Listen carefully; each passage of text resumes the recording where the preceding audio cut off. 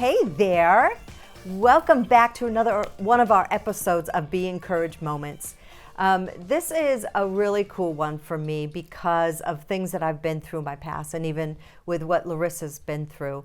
I'm calling it the season of harvest. I'm trying to be on the positive side, but we are going to be talking about a season of famine and drought and that kind of thing. And if you find yourself in there, I hope that this will be encouraging to you. So I have been reading the book of Ruth. Just love it. It got so much great stories within that story. So I'm just going to give you a background. Ruth's mother-in-law, her name was Naomi, and Naomi was married to, and I know I'm going to brutalize this name, Elimelech. She was married to E. We'll say that. They ended up having two sons, and the two sons were married to Orpah and Ruth. So that's kind of a little bit of a background. So Naomi and her husband E, they moved from Moab to Judea. And they pretty much, Ruth was a foreigner in that land. So she didn't know anyone, nothing was familiar, but she had her husband and her sons there. And then their sons got married while they lived in Judea. Then Naomi's husband died. Not only that, shortly after, both of her sons died. Talk about a season of grief. Yeah. It must have been horrifying, really, really bad. It was devastating, completely devastating. I lost my son, but I didn't lose my husband and, both sons. Entire support system. Everything, Yeah. everything.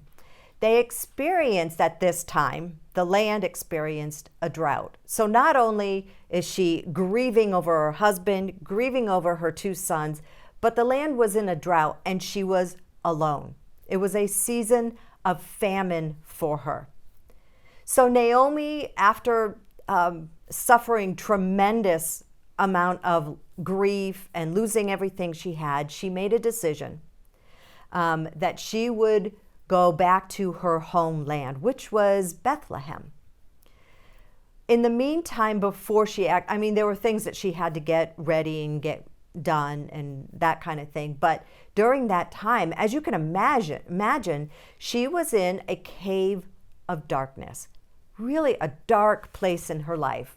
Dark nights of grief really overtook her. I cannot even imagine what she went through. Incredibly hard. So she decided to leave, and her two daughter-in-laws were going to go with her, and she's like, no, you need to stay here in your homeland. I don't want to rip you away from your families.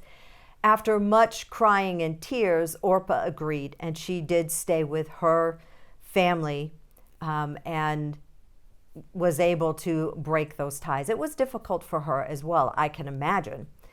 But Ruth couldn't imagine letting her mother-in-law go back to Bethlehem. Now, it wasn't just a short trip, maybe in a car, but they were on foot, and it was like 30 miles that they had to go and carry all their belongings, and I'm sure they had camels or what, I don't know what they had, but it was a journey.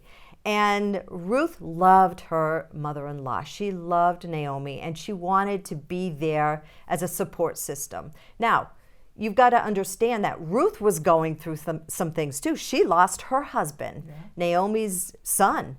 And so she had Ruth as her support system in addition to Orpah, her sister-in-law.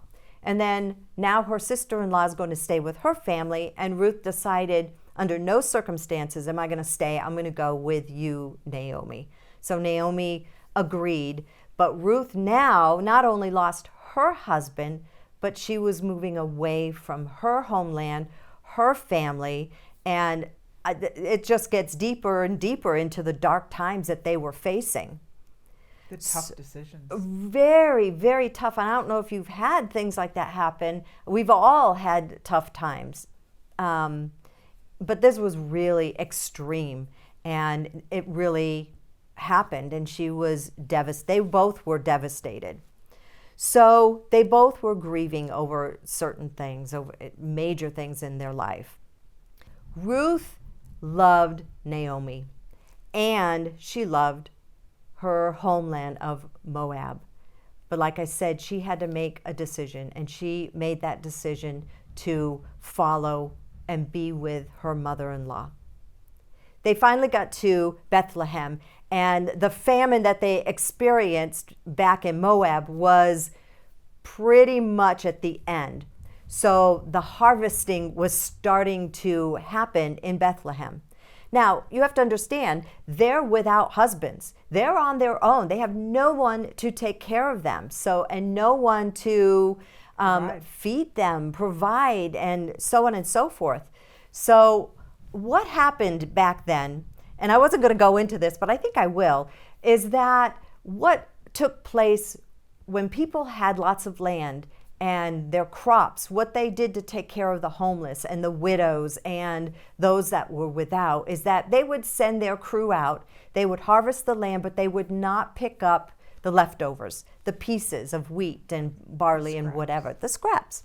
They wouldn't go, they would leave them there, and then the widows and the homeless and those that didn't have much would come in at night and would gather the extras. That would be a way of providing. That was just what they did back then. So Ruth decided that that's what she would do.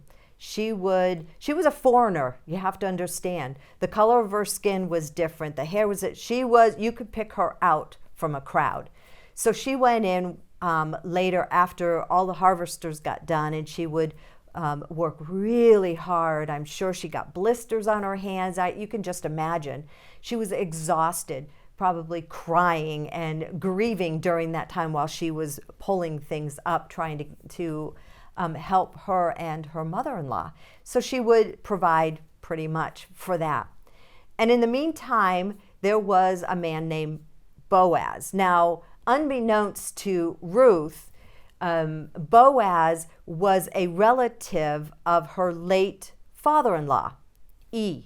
We call him E, because I'm not saying his name again. And so they didn't know that. And just so happens that she chose the land to pull all the leftovers. It happened to be Boaz's land. Now, Boaz was a very wealthy man. He owned lots of land. He was highly esteemed by others in the area. He was a man of honor and integrity, a very powerful man that had a lot of wisdom.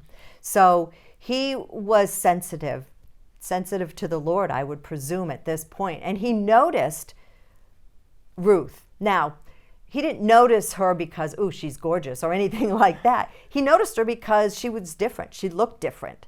And so he asked some of his people that worked for him, who is that? And they said, oh, she's a very hard worker, and she gathers for her mother-in-law. So Naomi and Ruth, although they were hungry, they were provided for. Do you see what's going on? The Lord was making provisions. He provided not only their food, but restoration and redemption. Naomi was back in her hometown. She found a relative. It's a story of God's faithfulness, provision, and restoration, and protection over their lives. And that's just the first 2 chapters of Ruth. I encourage you to read the rest of the book. We're not going to get into more of Ruth and Boaz, but it's a beautiful love story, what happens next. So I hope I just entice your interest to go read the rest of the book. I want to read a scripture. It's Isaiah 35:4, and it says, "Say to the anxious and fearful, be strong and never afraid. Look, here comes your God. He is breaking through to give you victory. He comes to avenge your enemies. With divine retribution, he comes to save you." That is an amazing thing and a promise that we can stand on. So be encouraged. If you feel like you're in a cave of darkness right now, remember what God did for Naomi and Ruth during their dark times of grief.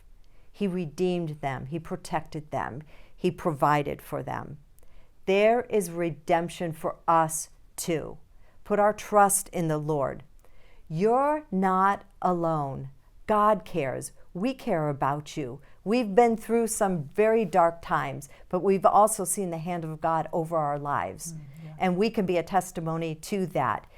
The night seems long, the dark seems long, but be aware and know that the morning is right around the corner, and He has provided that morning for you. Thank you, as always, for joining us for our Be Encouraged moments.